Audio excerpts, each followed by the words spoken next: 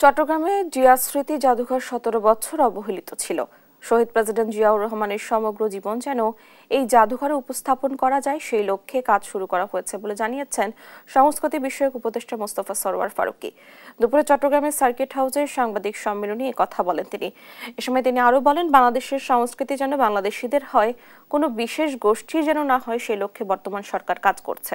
এছাড়াও চট্টগ্রামের ঐতিহ্যবাহী জব্বারের বলি খেলা ও কর্ণফুলী নদীর সাম্পান বাইচ জাতীয় ক্যালেন্ডারে অন্তর্ভুক্ত করা হচ্ছে বলেও জানান উপদেষ্টা।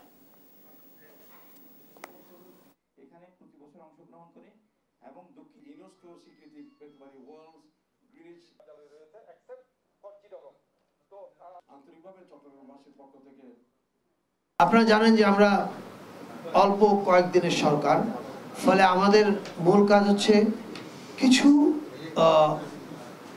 বড় ম্যাক্রো স্কেলে কিছু পরিবর্তন করা, কালচারাল প্যারাডাইম শিফটের ক্ষেত্রে। সেটা আপনারা ইতিমধ্যেই দেখতে পেয়েছেন।